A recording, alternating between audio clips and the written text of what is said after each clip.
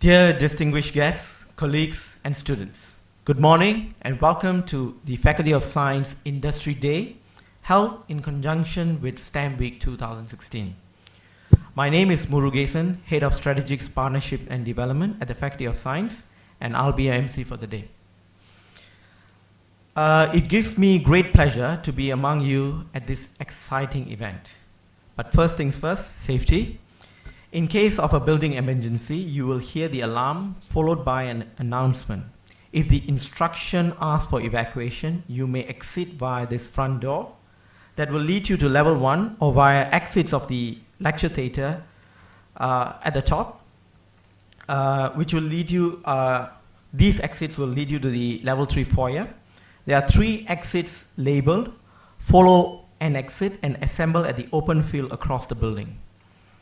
I would also like to kindly remind you to put your mobile phones to at least silent mode if it can't be switched off. Thank you.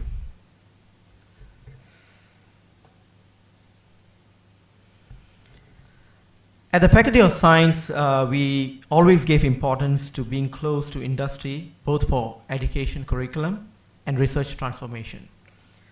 We have many activities for this interest, and this Industry Day is another important one. We have given a relevant theme for the day, marriage of talents, stakeholder collaborations to groom future-ready graduates. The program of the day begins with a panel session, and we have invited great speakers from industry and academia that explore the theme. This will be followed by lunch at the foyer just outside the lecture theatre. At 12:30, we will have the industry fair, which will also happen at the foyer outside.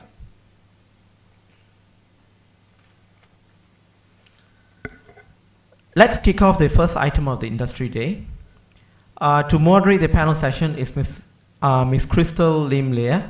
We requested Crystal to take this role as she's the Director of Center for Future Ready Graduates at the National University of Singapore. Crystal is an expert communicator and leader with 16 years of experience in client advisory and management roles across holistic education, human capital, and finance sectors. In January 2016, she pioneered Roots and Wings, an innovative foundational life skills program for freshman students. Prior to this, Crystal was the founding director for groundbreaking holistic education and training startup Legacy Retreat, recognized as a global pioneer in personal development and coaching, a powerful motivational public speaker on learning and self-development topic. She has been ranked by attendees of Women Leaders Summit 2015 as one of the best speakers and was closing speaker as at the Women Inspiring Change Forum 2014. Crystal is also a passionate, dedicated young philanthropist with experience raising funds for a wide variety of causes ranging from autism, Alzheimer's, hospice care, and the arts. In 2012, she was a sponsor for non-profit organization Smiling Minds Australia, which teaches mindfulness to young people and has had its curriculum adopted in 5,000 schools and institutions across Australia. Crystal, please.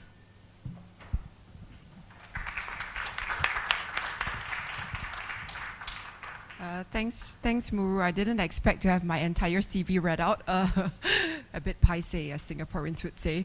I would like to invite our distinguished panelists up on stage right now to kick off this panel discussion. So if we wouldn't mind, panelists, please join me on stage.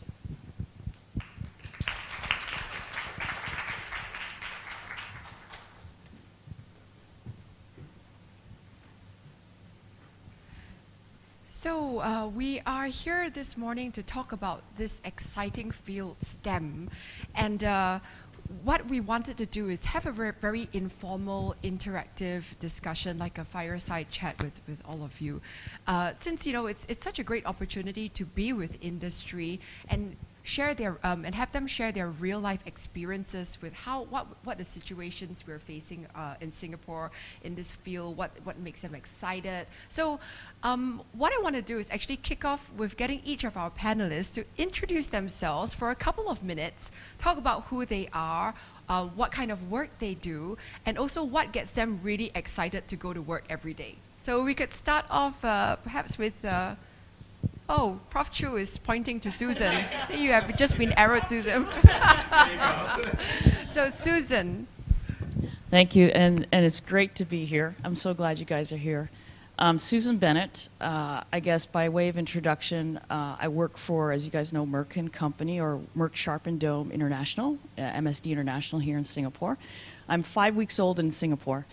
I'm a mother, a stepmom, a wife, a sister, and what I do at Merck is I am leading 2 initiatives here in Singapore, one related to digital health and the other one related to cognitive computing. And in both of those areas, those are new areas, relatively new areas for most companies, let alone for I guess a 100-year-old plus company like Merck. And I came from a startup that was doing cognitive computing, and before that from oil and gas and satellite communications and information technology. Thank you, Susan. Charlotte. Okay, hi, morning, everyone. I'm actually I would say I was here maybe 17 years ago. And I noticed something about NUS. A lot of the naming terminology has not changed. There's still S16, S15 and all, right? And LT31. It's all familiar. It's just that I think if I look back then and now, everything is a bit more air-conditioned this time. 17 years ago, a lot of it was not so air-conditioned except the lecture theatres. So anyway, that was me many years ago, and I'm actually now with Accenture. I'm the HR director for Accenture and for our ASEAN practice. And when I talk about ASEAN, I'm referring to Singapore, Malaysia, Thailand, and Indonesia. Right, so in my portfolio, I look after so-called the entire HR function across these 4 countries. I have a mighty great team, right? The only reason why I continue to enjoy going to work every day is because I still have fun every day. Whether meeting people, talking to my team members, talking to the business, it excites me every day because you never know what you're going to get, right? So that is so-called me in a nutshell. I would say I'm very passionate about people. I think that's the motivation for me. And later on, as we go through panel, I'll give a little bit more advice because I was probably sitting down here. Not in this nice theater, it's another version of it, but I was sitting here and how did I land up in a company? And I've been with Accenture actually for 17 years, right? So later on, I'll share a little bit more, but that's me. Wonderful. Thanks, Charlotte. Rajan. Good morning.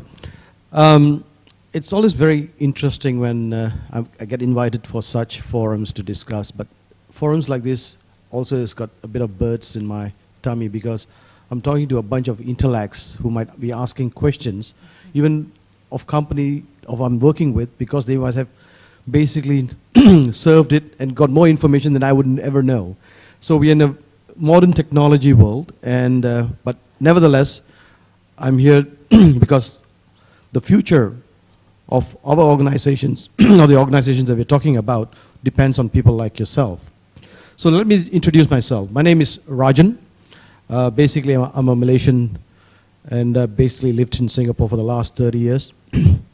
I work for an organization called Firmenich, which is the 2nd largest industry that basically manufactures perfumes and flavors.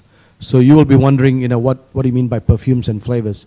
Basically, we only manufacture products that smell and taste. So all the products that you smell and taste is basically created by the top 3 companies in the world. And Firmenich is the 2nd largest in the world, based in Switzerland. We are pioneers in a lot of R&D, but nevertheless, we also basically are going forward in terms of technology to see what else can we do to the industry that we are in today. So I've been with them for the last 30 years. I'm sure you're going to ask me, how the hell are you going to work for this company for 30 years and not moving on to others? Maybe there's something behind it, and I'm sure I can share that during the panel discussion. Wonderful. And Prof. Chu? Oh, okay. Hello. I guess some of you may know who I am. I'm the Vice Dean of the Faculty of Science, taking care of the undergraduate education portfolio as well as student life. I will answer what Crystal asked us to say, what makes me wake up in the morning and what makes me bring to bring myself to the university? Well, it is days like this. It is the opportunity to make a difference. And when my students graduate, they always ask me to say something. You know, I always tell them, create value, go out there, be yourself, and just make sure you remember, create value. And my job basically is to give them that opportunity, create the pathways that they can have, and allow them to do that, basically. That's my job. Wonderful. Thank you so much. Now, in my role as director of the Center for Future Ready Graduates, I speak to graduates all the time. And the STEM students in particular ask a lot of questions about what kind of skills and competencies they need. Is it a T shape where you need broad skills, or do you need very deep skills? Should you specialize? Should you be a generalist? Questions for the panelists. What do you think? What kind of skills and competencies are very relevant these days in STEM careers? What are you looking for?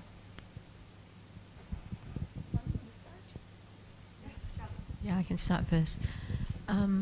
I think I probably would want to, from Prof. Chu, just now what you mentioned about creating value, I think what's important about all of us is that all of us are actually unique. So all of you are actually unique. Everyone would take a different career path. And honestly, some of you will definitely go deep, right? And you go deep because you are going to specialize in an area, and you happen to go into a company which wants you to specialize, right? So some of you will have that kind of career, but at the same time, another group of us will actually have a broader career, where we go across different disciplines in one company or many companies. So I would say that you need to be uniquely yourself. Right? Don't say that, okay, that's the path someone took and I'm going to take that same path, because I don't think it will work for everyone, the same path. So what I see as the skills needed, I think, is being able to be versatile, being able to identify what is your strength. What is the area that you're interested in, that you're passionate about, and you move in that area. And don't be afraid to say that, oh, but am I going to narrow myself if I'm just going to specialize deep? Maybe you are, but if you're passionate about it, why not? Because I think some of us do build a career by going really deep. At the same time, there are certain industries, certain careers that require you to go broad because the environment changes every day, right? The environment and the economy changes every day, and you need to be very versatile, right? And you need that versatility, I would say, for those who are going broad. So probably the take-home statement is you have to be uniquely yourself. Yeah. Thanks, Charlotte. And Susan, we were talking a little bit before, this chat in the breakfast this morning, where you were talking about this concept of adjacencies and how people pivot in their career within STEM, and they can have a very full and diverse career. Could you tell us a little bit more about what you discussed this morning?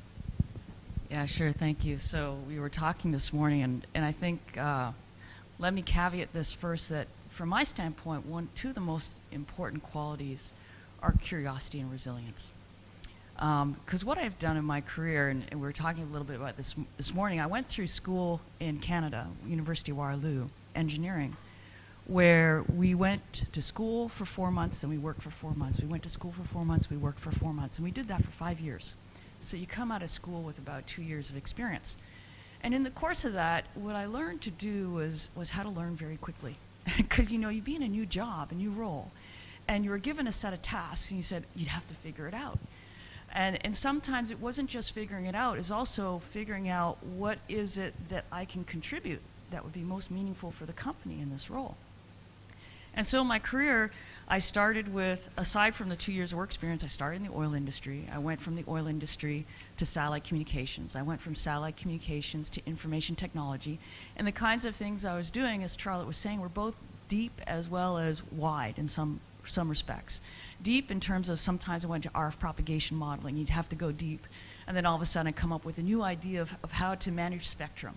And then another moment, you're looking at wide, because now the company was giving me $2 million to go start a new asset tracking service over satellite and over the internet. And that was the days when the internet was just coming on board. And so that required something wide, because all of a sudden I had to learn about modeling a business. How do you do those financials? How do I hire, firms to do, and in those days you had to develop your satellite and your boards and everything from scratch. It's not like you could buy it off the shelf that way. So there's a lot of things to learn.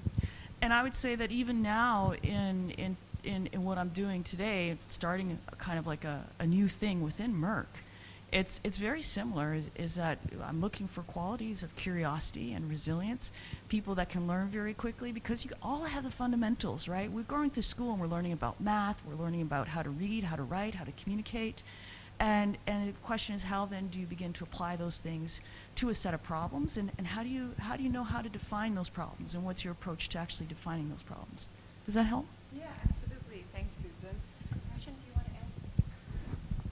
Right. I mean, if I look at my career, basically, when I started, and what my parents wanted me was either to be a doctor, to be a lawyer, or to be an accountant, or to be a teacher, because this is only what they knew at that point in time, because they felt that this was the most honorable job that anyone could basically go for. So one fine day, I decided to join this organization called Firmenich, and I went for an interview, and basically they made me smell products and taste products. So I went back home and I told my parents, you know that, I think I got this job. So he asked me, what is it? Well, they made me smell all these products, and they told me olfactively, or basically describe. She said, what kind of a company are you trying to do? Where are you going to go with this? They're making you smell citrus and floral and rose. So I said, yeah, but then it's a great organization that's, I think there's a future for it. So anyway, it was left there, and here I am after 30 years still with this organization.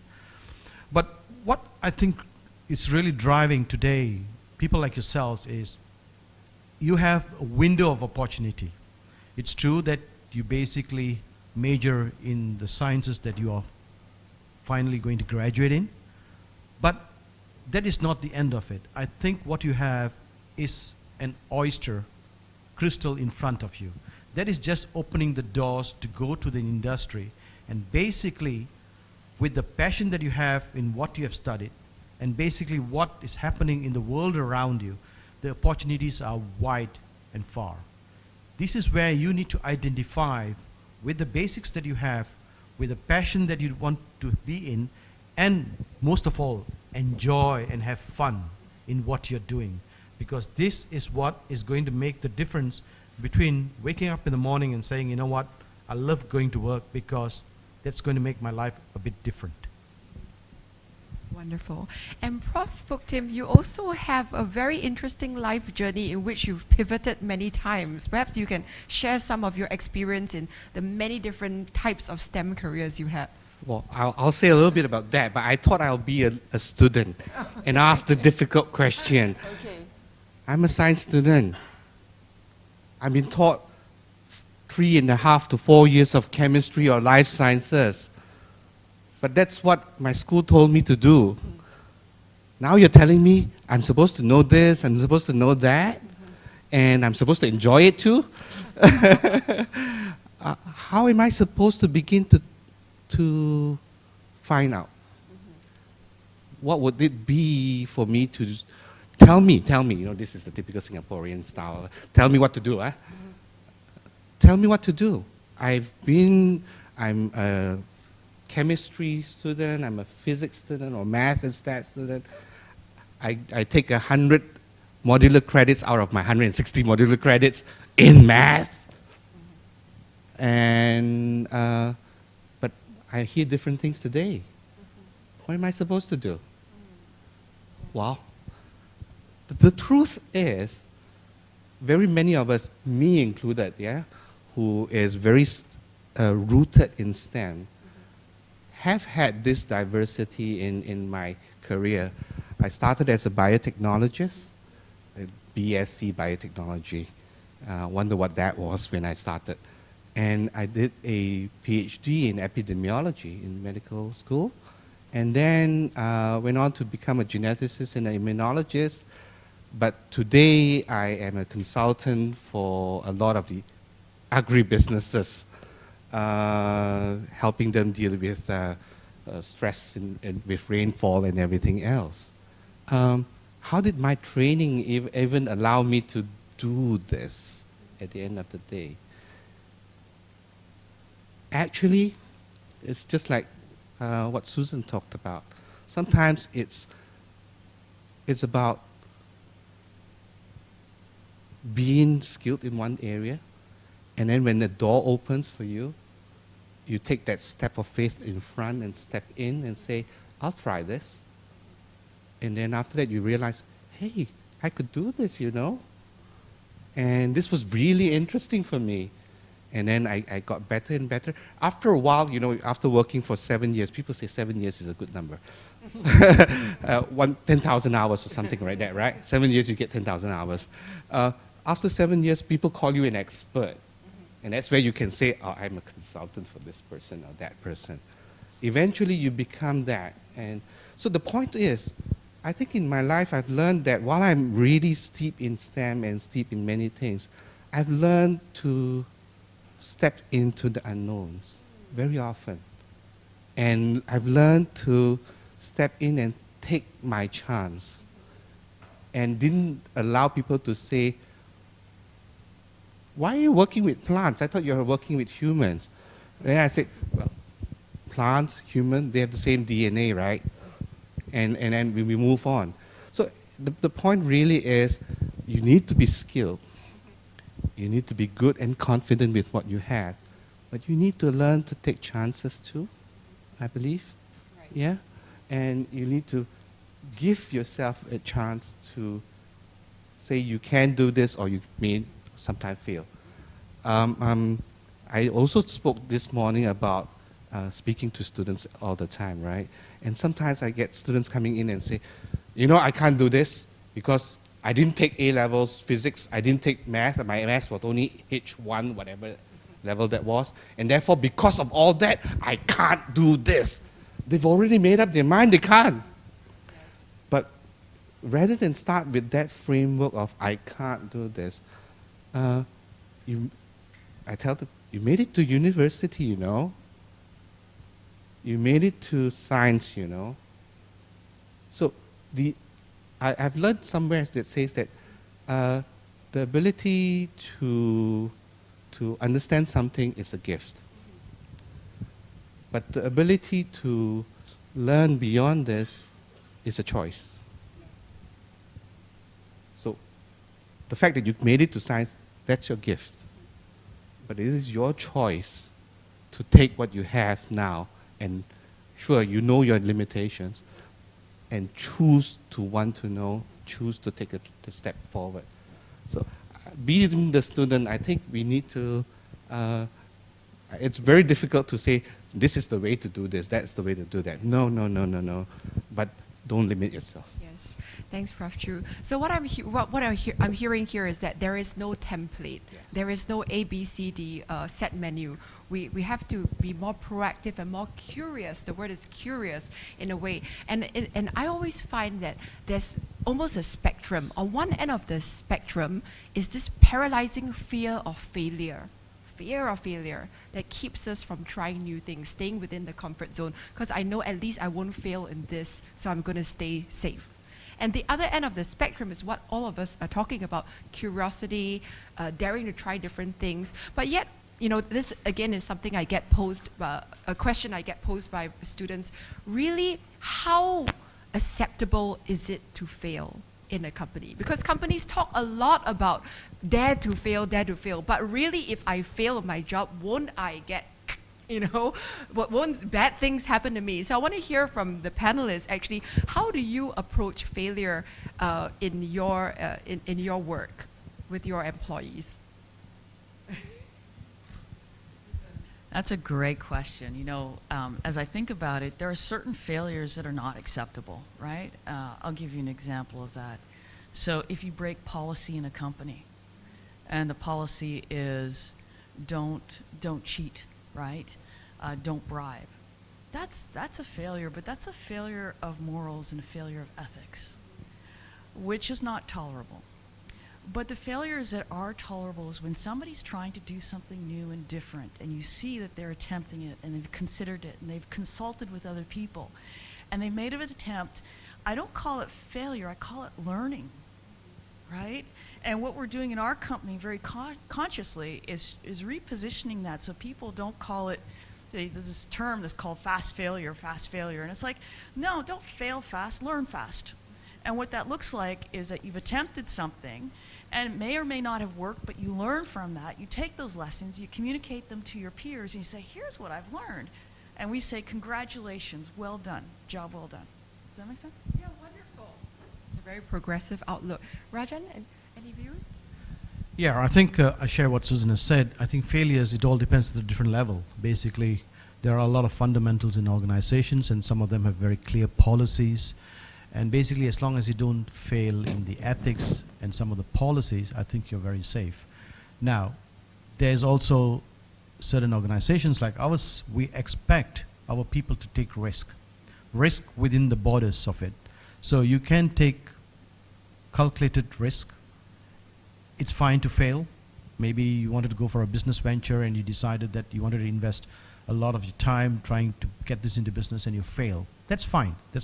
You're not going to be fired because of that. But what is more important is what is the learnings that you have got from this failure by taking this risk, and try not to take this risk, same thing over again. So that's when, if you do fail the second time, then I think there are questions going to be asked and you have to answer them in a different way. Okay? Thanks, Rajan. Charlotte, we also discussed this concept of career agility. And I think that's kind of inextricably linked to trying different things, right? Do you want to talk a bit about that?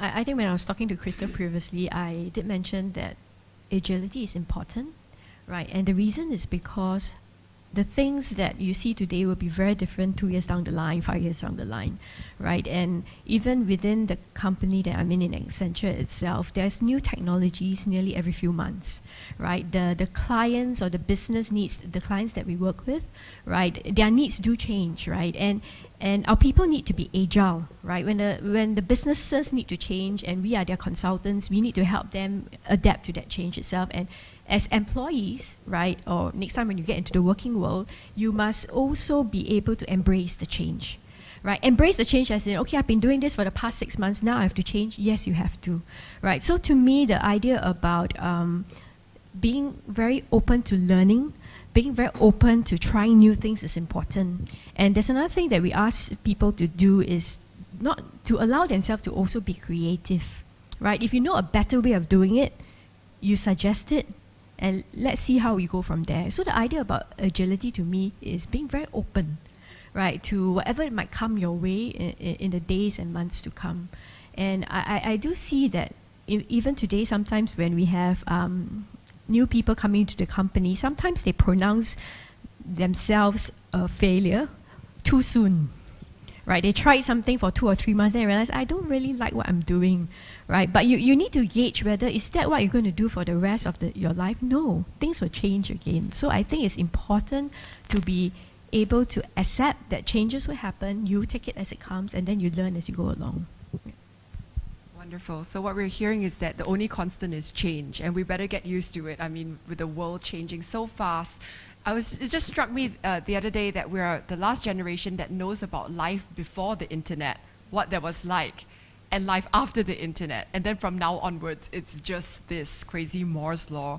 So talking about change, NUS, we pride ourselves at being on the forefront of being prepared for the future.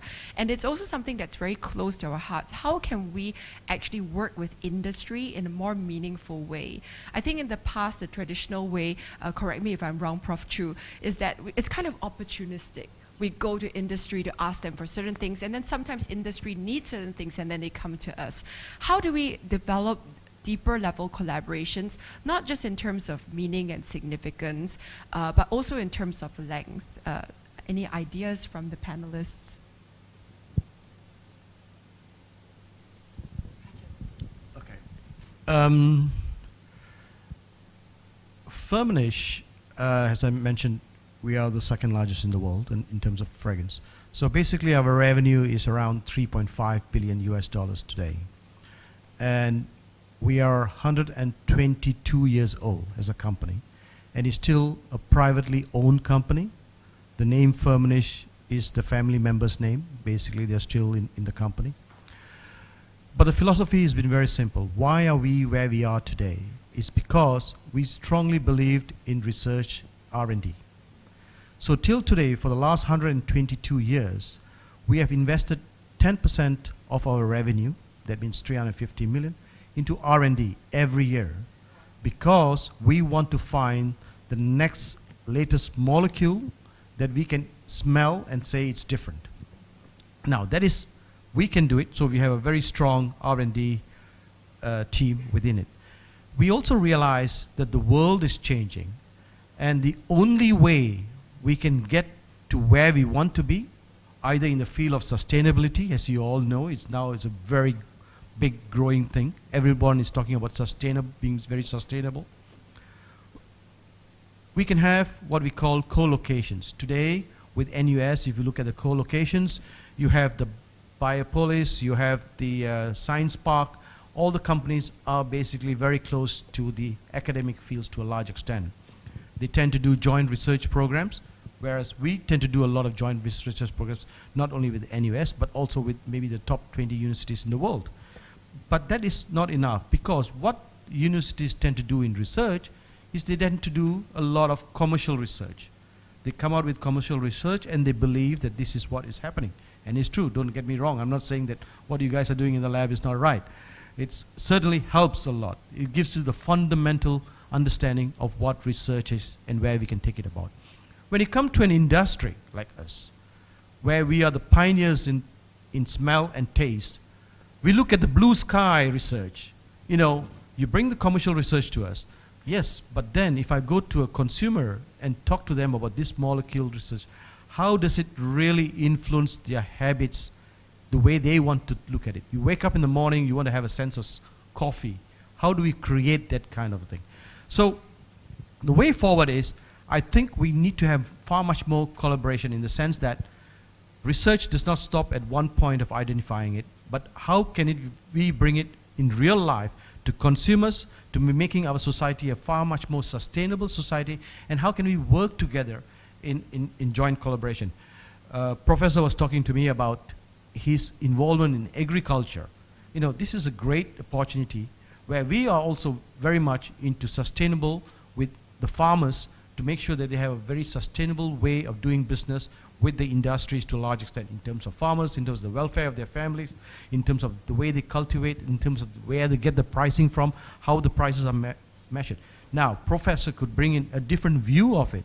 What are the kind of manure or fertilizers that can be used in agriculture that can also be sustainable, and how can we help in terms of the research and join together? So there are a lot of areas that I think we can have joint collaboration beyond just commercializing research here.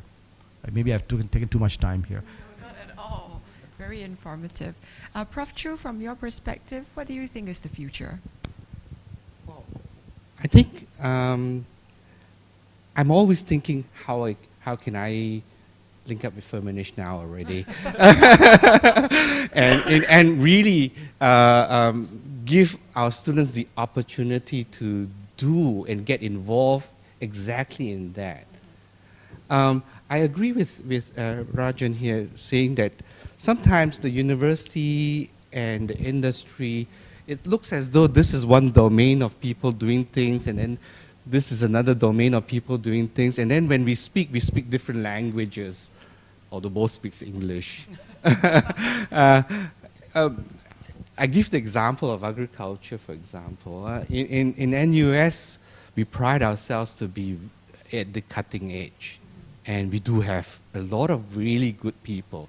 We can identify this particular gene or that particular molecule, saying, this will control your flowering, for example. And this is fundamental across all plants. Wow, that's really basic, isn't it? Yes. But then when you go to the field and you try to apply that, then people then suddenly say, but it doesn't work in the field because the rain didn't fall, or this, that happened, and so forth. And one of the reasons why this happened is that in the university, we tend to work with tractable systems or models, for example, that we can then discover things, all things being equal. Yes. But in the real world, it's like, this doesn't work that way, you know. You've got other influences. And that's what you're talking about, right? We can identify the molecule, but at the end of the day, we don't know how good the molecule is with consumers and so forth. And this is where I think we need to begin to really talk. Because while the university has the capability to do these fundamental research, we don't have access sometimes to, say, the field. In agriculture, for example, I don't have access. We don't even have greenhouse that will be able to keep all our little variants going on. Right. Whereas the industry has land, space, and everything else. But it's that challenge of making the two talk and say, I can gain from you, and you can gain from us. And you've got 1,200 students that could help do this. I think this is where I think we need to recognize that, yes, I do have 1,200 very enthusiastic students who are like dying to get on with their hands to do something. They all want to identify themselves as, I can do something in the world. Yes, absolutely. So industry engagement can take its form in many different ways. One of the other things we always get asked on is internships. And I think, Charlotte, could you share some views in which you see how internships have changed from the old school, or you just do photocopying or whatever it is, to now I'm hearing at Accenture, you actually invest a lot of time and effort into this new era internships. Yeah, I was sharing with Crystal, right? In the past, when folks go on internship, you will hear that they are doing the back end admin, whether making coffee, photostating things, doing data entry. It seems to be the norm for interns last time, right? I would say many years ago. But I see in Accenture and as well in other companies, now we try our best to make so-called the internship a reflection of how the actual work is, right? So actual work, when you get into the working world, it's not about photocopying, it's not about data entry, right? So for the internship experience, we do emphasize a lot on it, which is it has to be a real life experience with a real project, with real deliverables, so that people get a taste of what it is like to be in the working world. But obviously, the redeeming grace is that you're only there for that 3 months to 6 months, right? You can still go back to the school after that. But the idea is we wanted to make sure that internship experience is meaningful. Right, companies no longer want it to just be an admin job itself. It has to be more than that, so that students know what they are going into after they graduate. And Crystal, you don't mind, I will derail a bit from here, because I was thinking about myself. I graduated from NUS, Faculty of Science, but what was unique in my era is that we were able to do like 1 major and 2 minors. Oh, you still can, okay. I seldom hear of it now, but anyway, I did 1 major and 2 minor, and my major, strangely to say, was economics. We could do faculty science econs here, right? And my minor was this thing called management of IT and computer programming. If any of my team members are here and they heard that I graduate in computer programming, I think they'll fall off their chair, right? Because I don't do that anymore. But the idea is that, how I landed in a job like human resources, even though so-called my degree or my minor don't really relate to HR, that's because when I was studying in NUS, in all my vacation jobs, I had one vacation job, and it was to be a data entry clerk, okay, in Accenture, in a finance department, right? Someone was going on holiday, they just need help for like 1.5 months, and it happened to be school vacation time. Then I said, okay, never mind, I can earn extra pocket money, I'll go and do it. And what happened after that was history, because based on that short stint with Accenture, they tell me, say, okay, every year when you're on vacation, can you come back and help us? So I went back again, right? And during my last stint with them as so-called the intern or vacation job, they say, oh, actually, finance don't need help, but HR needs help. Would you want to join us for just your vacation? And next thing I know, when I graduated, when I was about to graduate, Accenture HR called me and said, Charlotte, we are already familiar with you, right? And I know you're graduating now. If you don't, if you're not really fixated on what you want to do you want to try out a HR career with us? Right, and that's where I did my starting point, and I'm still there after 17 years. So I think the encouragement to the group is that don't belittle all these small work stints that you have, because some of this work stint that you have leads you to actually your entire career, right? So obviously do well so that people remember you, that people want you back in the company. But the idea here is that, yeah, I didn't do a management of IT or computer programming job in the end. I did HR. And when I look into my own HR team, I have people who graduated from NUS from chem engineering as well, chemical engineering, and she's in HR. So everyone is really different in that sense. So all your internship experience, yes, is valuable, but even all these short stints is also valuable. Thanks so much, Charlotte. And actually, in Faculty of Science, we are very strong in internship programs like UPIP and such. We really encourage the students to go out. And I thought it was so interesting, Susan, you mentioned that you went to this very progressive university where it was a number of months on campus and a number of months off. Can you tell us about how those internship experiences have actually shaped your thinking and your STEM career?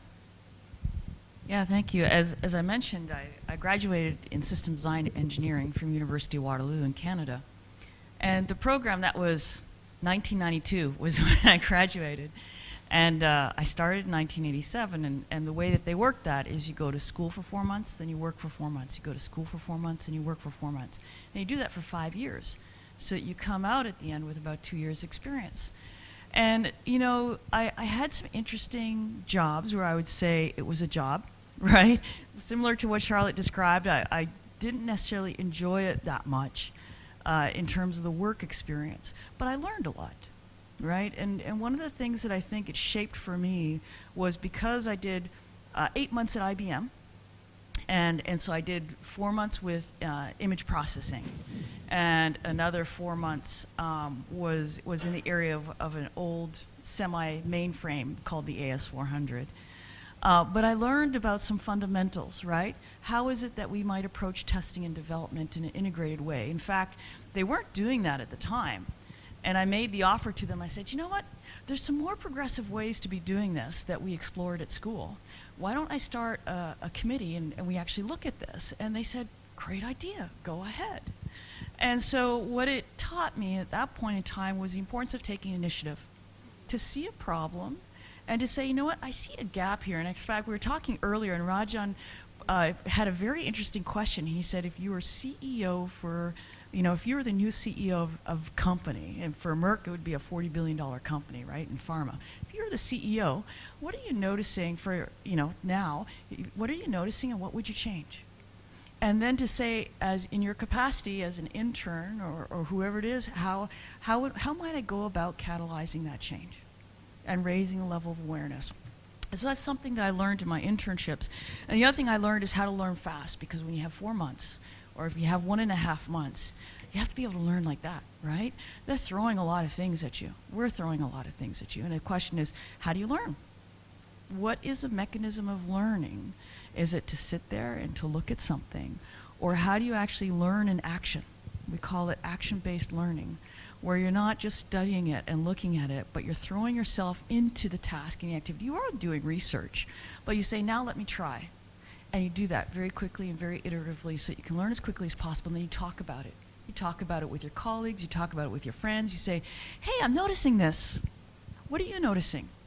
And you get the reflection and the feedback. And so the thing that I learned that I think was most instrumental was, how do you pivot very quickly and learn fast? Wonderful, thank you. So I think we've talked for a long time in the formal segment, but I really want to hear from students as well, people in the audience. What are you curious about, since we have this wealth of experience here? So I'm going to throw the floor open for questions now, and we have some mics over there and over there. So questions from the audience.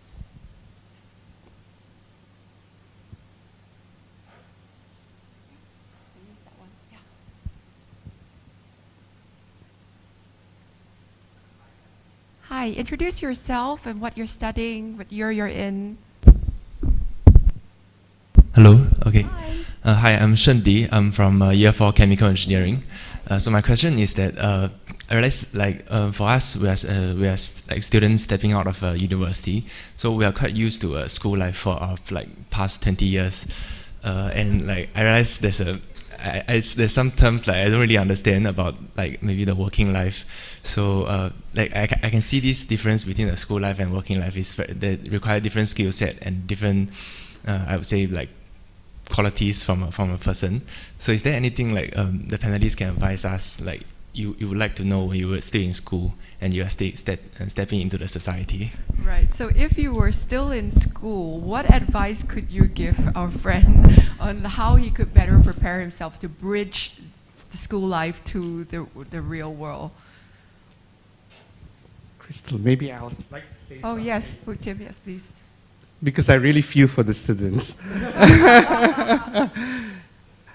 You know, when I was going through school and I was about to graduate, I must say this, before Accenture, there was Boston Consulting, yeah. Let me just say I applied for Boston Consulting. And I got through a lot of their interviews, and then at the end of the day, they asked me, what do you want to do? At that point of time, I didn't know what I wanted to do, so I said, well, these were my options. I was so truthful. These were my options. If you give me a job, I'd like to join you. If not, I'll go on to do my PhD, because that was, you know, I was graduating and I better get on with something, because my mom and dad were asking me, what are you going to do, boy? So I told them I'm going to do, if you know, we do this, I will go on to do my PhD if I don't get it. You know, it turned around that Boston Consulting, before Accenture, said, go and do your PhD. They said, go and do your PhD. And when you're finished, come back and ask for the job again.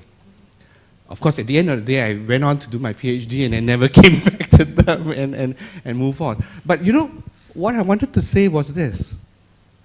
I've always felt inadequate, and I don't know if the students always feel this way. I get a lot of students talking to me and they always say, you know, I don't know what to do, but I always felt I'm not ready for this, I'm not ready. It's not unusual. I felt inadequate when I was graduating because I felt I didn't learn everything yet. And when I got on to PhD, after I finished my PhD, you would think that, wow, you got a PhD, you must be really good at something, right? But when I finished my PhD, I also felt, I'm not ready for this. I'm not ready for. In fact, when I became an assistant professor, I wasn't ready for tenure. And I became a vice dean. Now I don't know. You sure you want me to do this job? It's like I'm never ready. Yes. But despite the fact that I always felt inadequate and felt never ready, maybe I was just either stupid or brave, whichever side of the coin you call it. I just went ahead and took that step of faith in and let the door behind close me and moved on. And actually, after a while, I grew that confidence. And like I said, the 7-year thing and the 10,000 hours thing, I really believe that. You know, you do enough of it, and there's enough people telling you, hey, you really do good at this, yeah? It helps to grow. And perhaps another misconception that students tend to have is that I must have all the answers. The companies expect me to know everything. Whereas it's a very popular concept, you know, we have this concept called stretch assignments now, where we feel that if you know 40-50% good enough, we're going to give you something. We know that you don't have 50% of the competencies or the skills, but we're going to stretch you so you can grow. And that's the whole process of growing, whether you're a plant or whether you're a human being. You really need to break out of your existing, your existing structure and stretch yourself. Otherwise, you're not growing. Right? Charlotte, do you want to add anything? Because you're nodding. Yeah. No, because I was just thinking, you know, transitioning from student life to work life, right? Let me ask you a question. Are you having fun in school? I don't know. Because honestly, when I was in school, I had fun. Obviously, exams and all that, no one loves them. No one loves those kind of big projects and all. But then I had fun in school. And actually at work, I have fun too, right? So if you talk about transitioning, I think there are certain fundamentals that come in when you go into the working world, which is the companies will have certain standards, right? So you need to so-called adhere to certain standards, right? Some companies have flexible working hours, but some companies are pretty rigid to say that, please come at 8:30 or 9, especially when we are, for example, in our line of business, we go out to the clients a lot of time, and if the clients already start work, we better be there. We cannot be later than the clients. So there are some fundamentals about like punctuality and all that, and how you appear or how how you show up at work. So those are some things that you need to embrace, right? Because some companies might allow you to wear jeans and t-shirt and all, but some companies don't. So you need to embrace that working culture. But at the same time, you must have fun too. You must learn to have fun. And I'm not saying that you won't work hard. You will probably work very hard. But you need to know when to have that fun as well. And when I imagine myself transitioning from school to work, the best thing for me was obviously the first paycheck and then the second paycheck. Because there's suddenly that freedom to buy whatever you want, It's fun, it's fun when you have so-called you're earning your own spending power. But I think the most important thing to transition is you have to be very open, right? Very open to say, okay, I don't know what I'm in for, but I'm just going to do my best. I don't know what I'm in for, but I need to at least make sure the fundamentals are there. So the fundamentals of a company, you need to follow, yes, right? But at the same time, when you're there, I think like what Prof. Chu was saying, you need to see where you add value. Right, because all employers like ourselves want to see that you are able to add value to our company, right? And how you add value is not that you have to be smarter than them, no. It is in terms of the output, whatever work that you do, you can still add value to it, right? If you're asked to do things in a certain manner and you find there's a better way of doing things, you suggest it and say, can we do it this way? It might be better. So I would say that in your work life, when you go out into the working world, you need to be courageous. Okay, I'm not asking you courageous to decline work. I'm asking you to be courageous to suggest a better way of doing things if you find that a better way can work, right? And I don't know, I'm still having fun, so yeah, that's why I was smiling so much. Wonderful.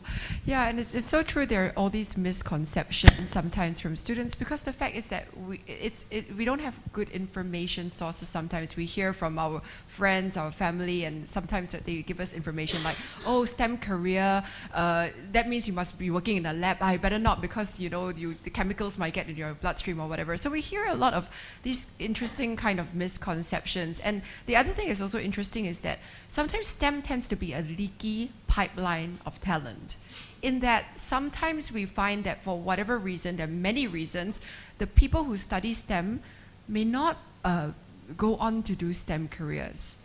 In some cases, it is like some of them decide to go on to banking because they think it's more glamorous than STEM, and they don't want to be in a lab. They have this misconception that it's a lab-based job. Or when actually in STEM, there's also so much opportunity to have a management job and to really step up into the leadership. And other times we also hear from students, like sometimes female students, I have to deal with chemicals, I want to get pregnant, and I'm really afraid that I can't have a family life, so I might as well not go into this career in the first place. So I want to invite the students. What are some of the misconceptions that you might hear about STEM from your friends, from your family, or even from yourself? And can you pose them to our panelists so we can share our views about whether these are real factors or not? Come on, NUS students, you can do it. Yes. Hi, can we get? Sure.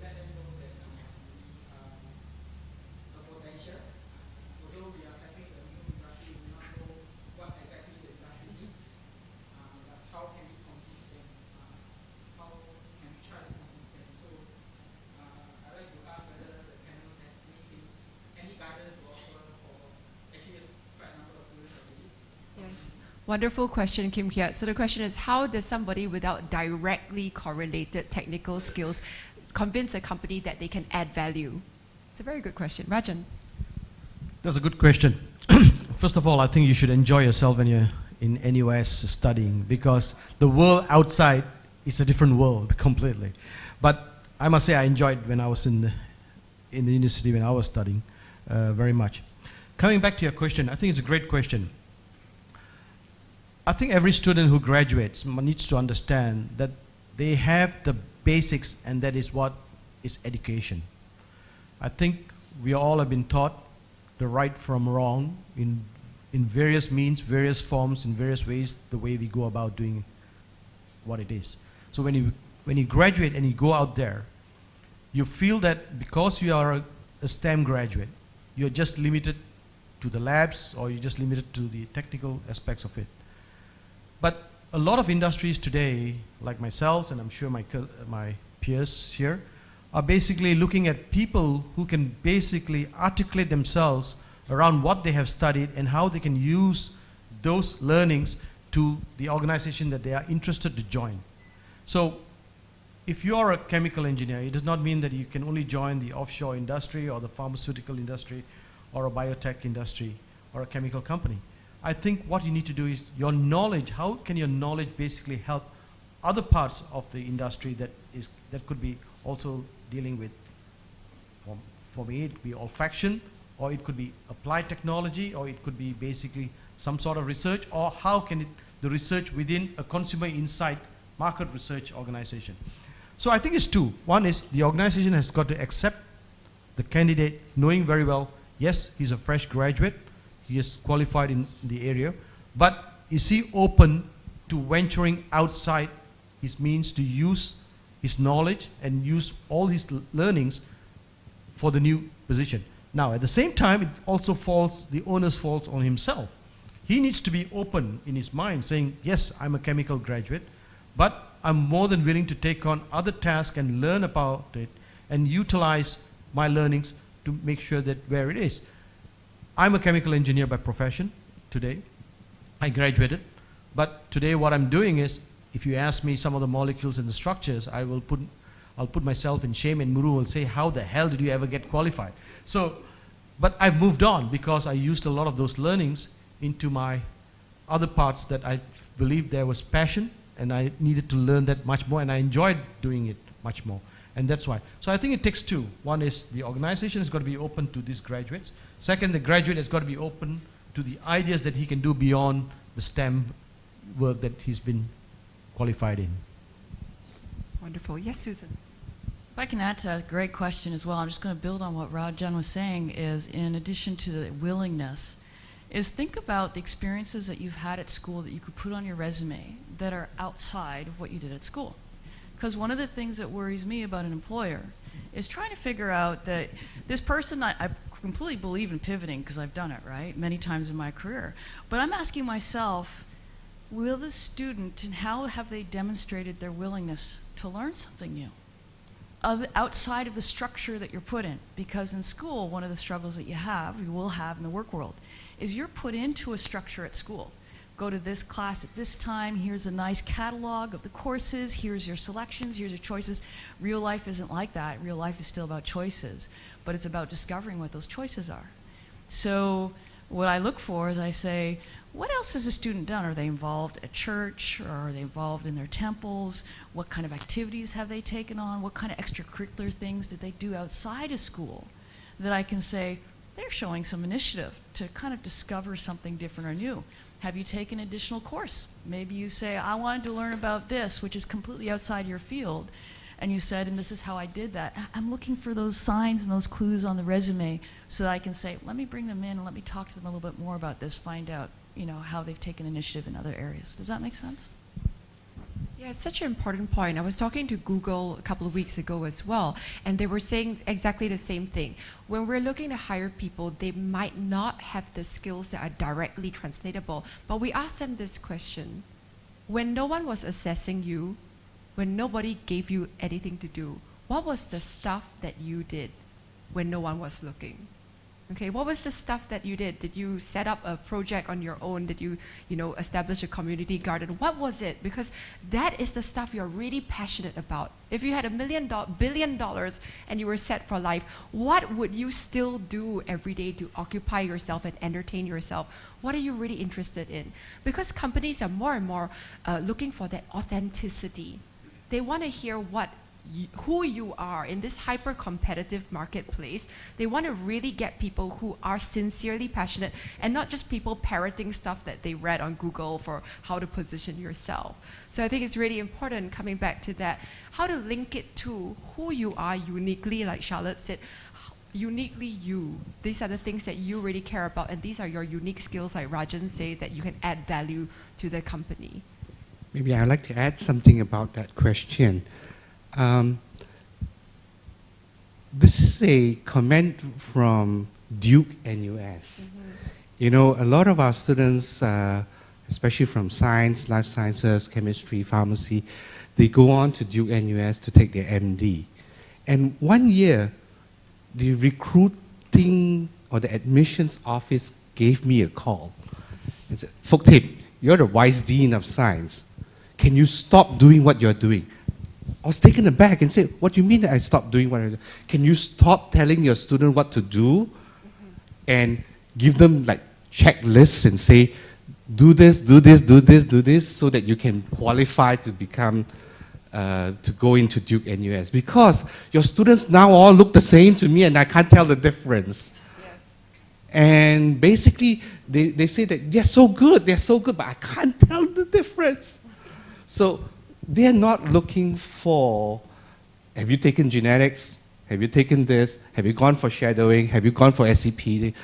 Because we're so good at this that they begin to use that as a tick box. Yes. And in fact, yesterday I had a conversation with the admissions office again and said that, because you have this, they all think, I've done my shadowing, okay, now what next? What else did I not yet do that I can qualify? This is not what they're looking for at the end of the day. They're looking for that you. They're looking for what is beyond what you were told, like you said. When nobody's watching, what were you doing? That's what you're basically saying. Yes. And I think a lot of us have that mindset, and this was coming from Duke NUS. Yes. We are also in the middle of arranging with Melbourne University with the veterinary science. They love our students here. And they say, I'd like to have your students come over to us and carry on to become vets at the end of the day. Of course, initially they did that because they say, oh, you guys have done all this. It's like a checkbox. But I know 2 years down the road and say, Fook Tim, please stop doing that. Because I need to be able to tell the difference between who's really good and who's not. Yes. So absolutely. So it's not the checklist that will make you stand out, because everyone has the same checklist. And to be honest, by the time you get the interview, they assume that you've done the checklist. Otherwise, you wouldn't even be there. So during the interview, what they want to hear from you is what gets you excited, what you're passionate about. So I want to bring in something else, which is companies don't just hire for skills and competencies. They also hire for values increasingly these days, right? And for example, Susan, we were talking about Merck, and you said what really excites you about Merck is how it's in the business of improving lives in a sociological and biological way, and that's what you look for in people. I mean, how do you connect with the values of your company? Well, because we are in the business of saving and improving lives, of producing products and services that do that. One of the things that is really important to me in my work as I was hiring people was saying, how do they connect with other people? Do they really care? Do they care about the colleagues that they're working with? I have a couple of my colleagues here, and they know very much. I've told them that. I said, one of the reasons why I love you is because you care about people, and I saw that, right? And so this issue of social connectivity is becoming increasingly important because they've seen in the stock prices that companies that really understand the customer experience far outperform their peers in every way, and to me that's not something you can hire out. It's an inside value system, and so we really do look for that. Is does this person care? Do they care about themselves, and do they care about the people they work with and the people around them? Absolutely. So there's a lot more to it than just the checklist. So if you're really interested and curious about a company, a particular position, I think that's already half. That's already half of it. Any company is really looking for that curiosity and for somebody who's really inspired by them. You know. And thanks for the great question. Any other questions? Yes. There's mics over here.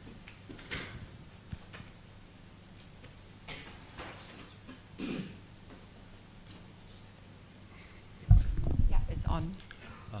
My name is Anthony. I'm a year 2 PhD student. I have a question regarding this acceptance of failure in the company. So all the panelists agree with the idea that the failure of employees are tolerated as long as they learn something from it. But in other cases, failures just simply comes from their lack of diligence or just mistakes. In fact, it's hard to make a good failures where you learn something valuable.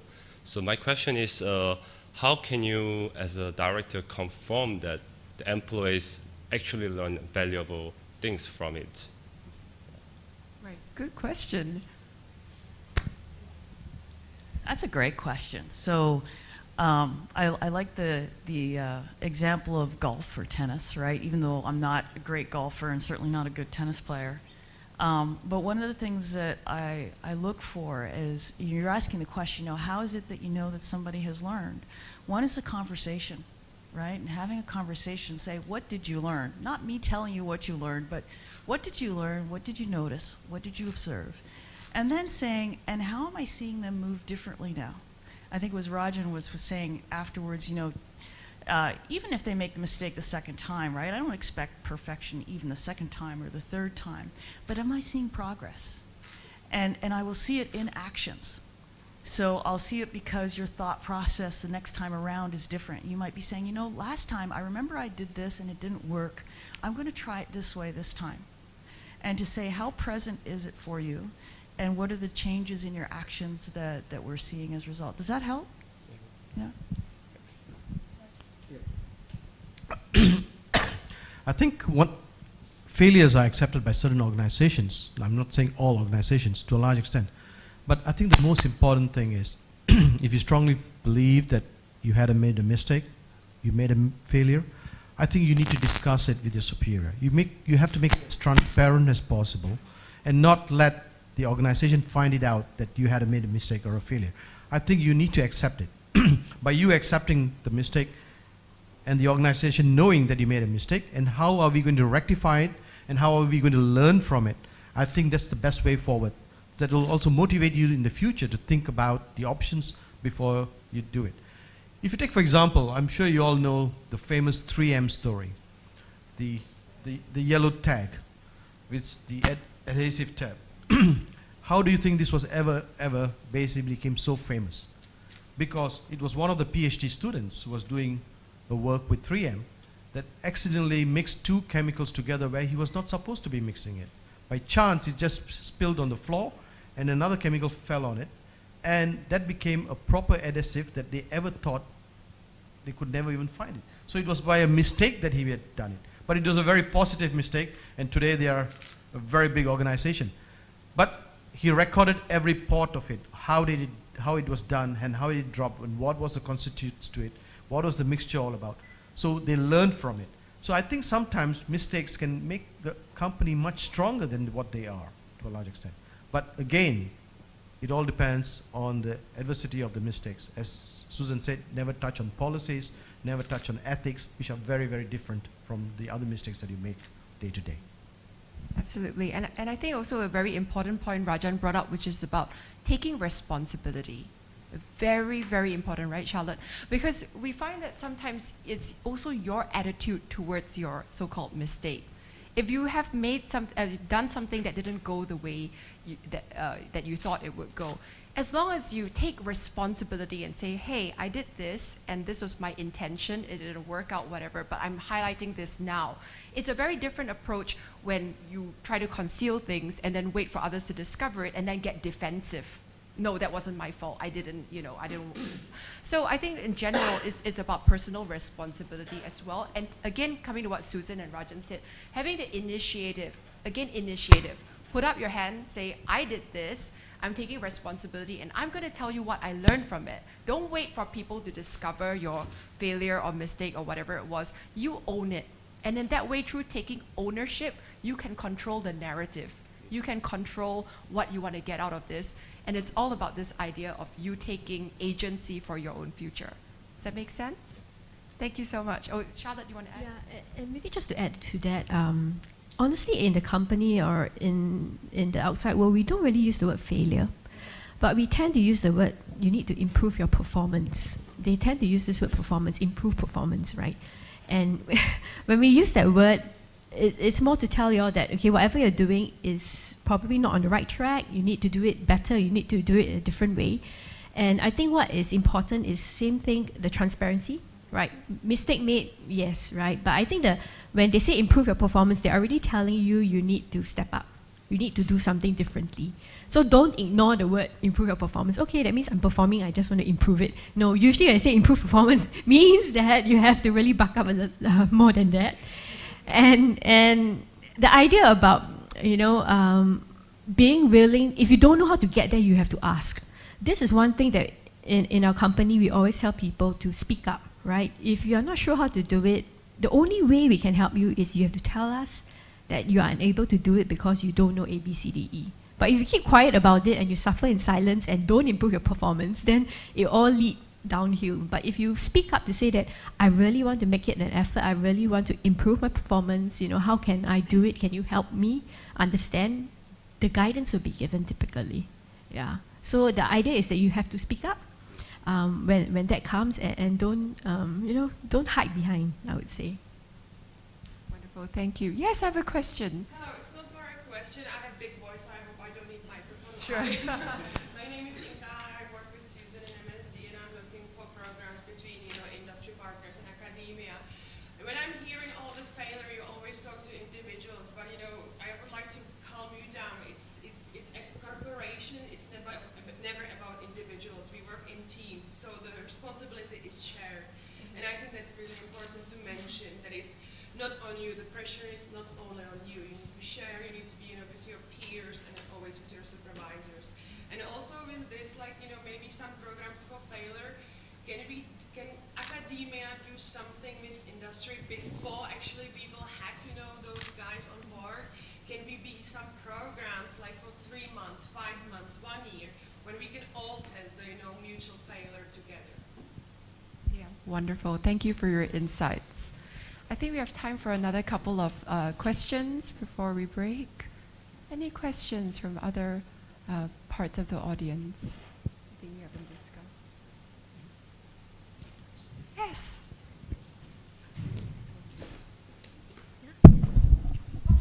Hi, my name is Amanda. I'm currently working at SeaGift, and I'm a fresh graduate from food science.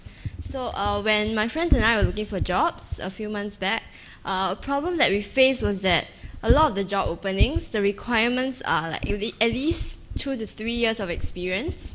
So actually, when we apply for jobs like these, how can we convince the interviewer that within a few minutes that we are equally qualified for the job as someone with a few years of experience? Thank you, Amanda. And again, that is a great question, because sometimes it's a bit like a closed loop. People are always saying must have how many years of experience. So how does a fresh grad actually, who's very passionate about that area, actually break in? Yeah. Any ideas? Yes. Oh, yes. Oh, sure, go ahead. Charlotte, yes. I think if you even manage to get through the interview stage, right, that means the first interview, I think it's important how you show up for the interview. Show up meaning how you, in terms of your confidence level, right? You must tell them that you're confident, that that you're very open to learning and trying that new area. And I think one thing is also you can even ask them to say that, is it, this particular area, if I'm not a fit now, is there another area that I can go into first while I gain more experience? So if the interviewer, for example, sees that you're very eager to learn, right, that you really want to give it a shot, that you're confident that you can pull through, right, that's maybe half the battle won already. Because a lot of times, I know I'm employed myself, a lot of times we do differentiate, there are some roles that we're very, very open to fresh graduates. There are some roles that we really do need a few years of experience, right? But sometimes the interview that you go for one particular job might not be the final job that you land. And you want the employer to know that you're eager to join them, regardless which job. I'm not asking you to, flip to the other side and do something totally different, but usually companies will have related jobs that were built on your experience. So if you tell them that you're confident, that you're eager to join them, you're eager to learn, I think it will help. Yeah. Yeah, I'm going to ask HR to close their ears for a moment. But I would tell you, bypass HR. So, as a hiring manager, one of the things that I highly respect is when people find out who the hiring manager is. They use their network to figure out who's doing the hiring, what are they doing, and they try to get in contact with me directly. There's so many people on LinkedIn right now. I'm on LinkedIn. I'm always accepting LinkedIn invites. And if somebody reaches out to me and they say, I'm looking for this kind of opportunity, what do you think? First of all, I'm impressed because they have the initiative. And they took the initiative to try to reach out to me directly. And then if it's one of my colleagues, I'll talk to the person first. I'll spend 15, 20 minutes talking to them. I'll say to one of my colleagues, hey, I think you should talk to so-and-so. And you'd be amazed at how many ways there are to work your network. And this is one of the things I think one of you guys had mentioned earlier. Work your networks and start building your networks and get around the HR process. Chris, I must say something about that too. Because a couple of weeks ago, I had the welcome back of our returning students. We call that the focus point. And I had the career advisors come over to talk about the different career options for the different majors. You know what I heard from the career advisors?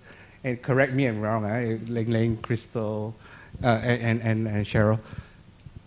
The career advisors told my second, third year, fourth year students, if the job says 2 years experience, please go and apply for the job. That's what they told. Is that right? Sort of. And actually they said that because of what you just said, that sometimes if they call you up for the interview, that means they're already interested in you, and it may not be that job that you will get at the end of the day.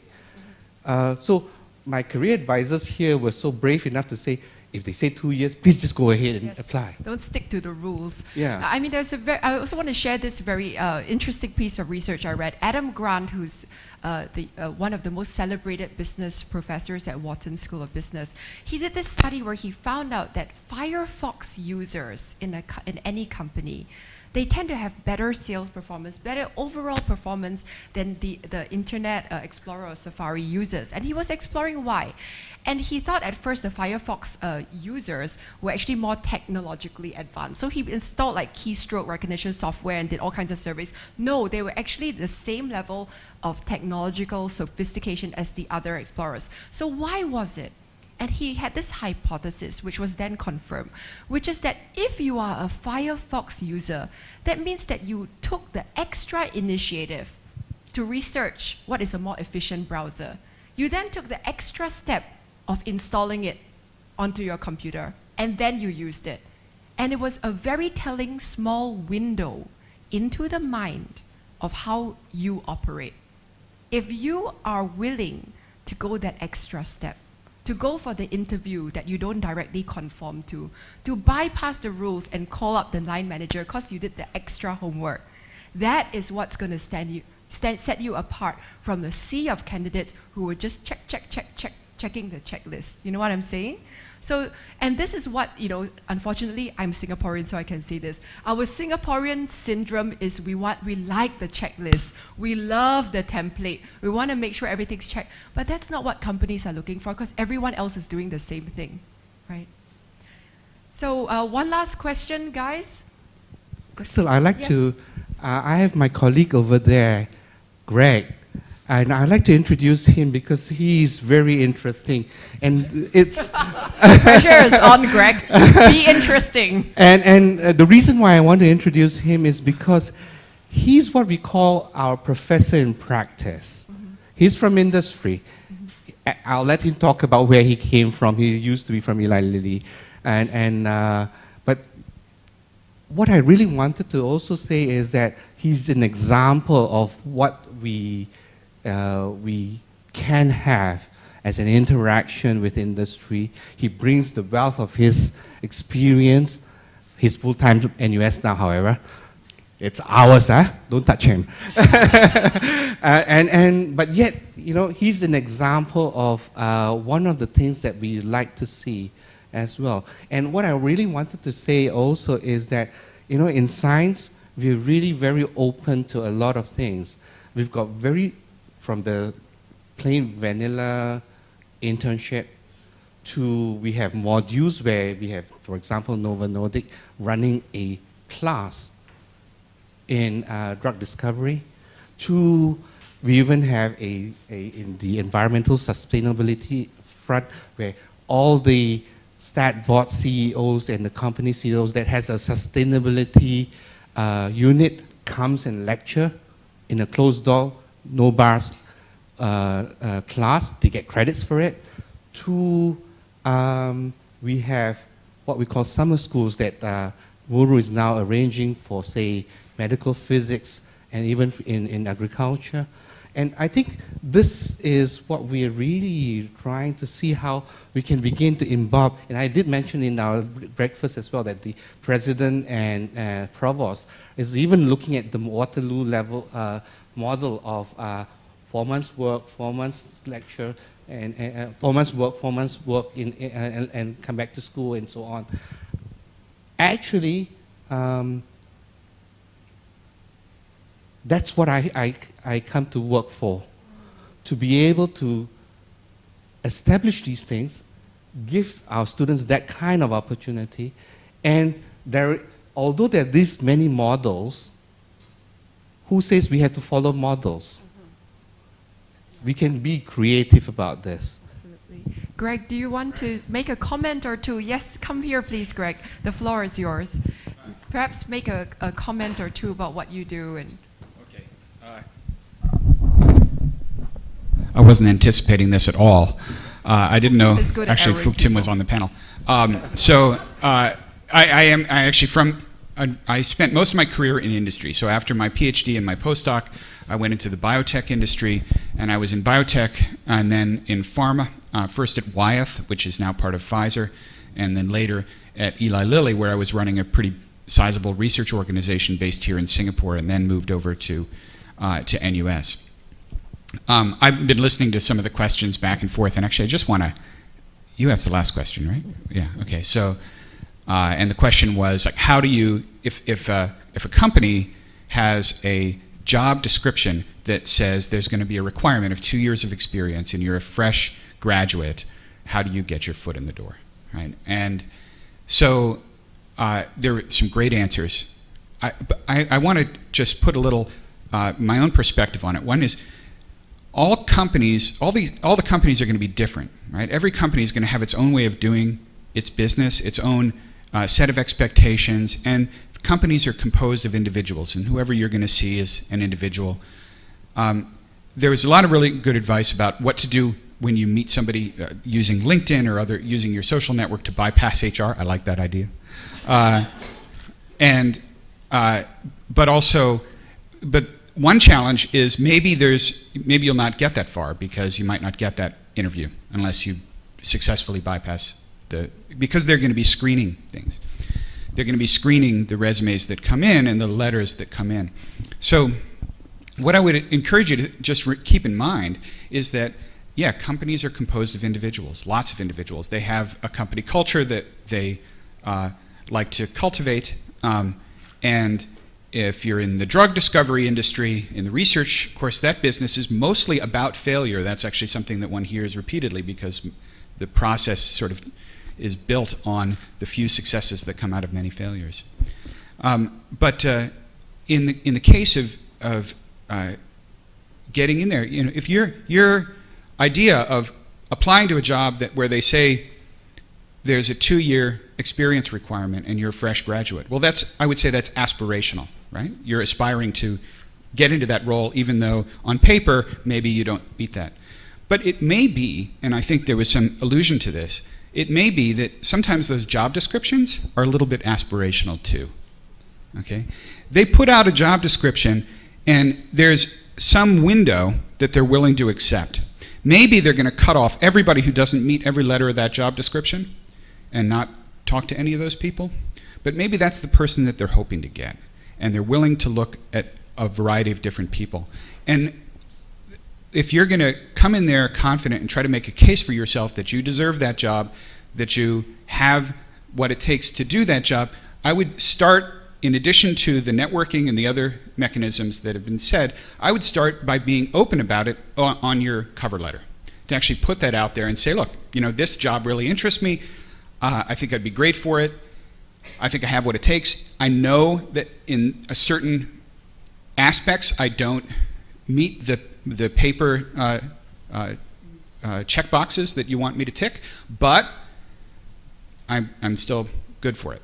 And just put that out there and recognize that the job descriptions, that the people on the other side of the table are also aspiring, even as you are, right? And that's part of the whole ecosystem of finding jobs and developing a career. Thanks so much for that, Greg. So we're running a little bit over schedule, so I think it remains for us to thank our panelists today for their attendance and their insight and wisdom. Thank you so much for coming and joining us at NUS, and we hope to continue our collaboration and discussions with all of you. Can we put our hands together to thank our panelists today? And also Prof. Book Tim. Thank you very much. And there's lunch outside in the foyer. So if you wouldn't mind, also Murud, is there a slide where there's a survey? Yes. Yes, so for students who are not rushing off, we do have a survey that we have the hyperlink to here, and if you could trouble you to spend it won't take longer than 1 minute to just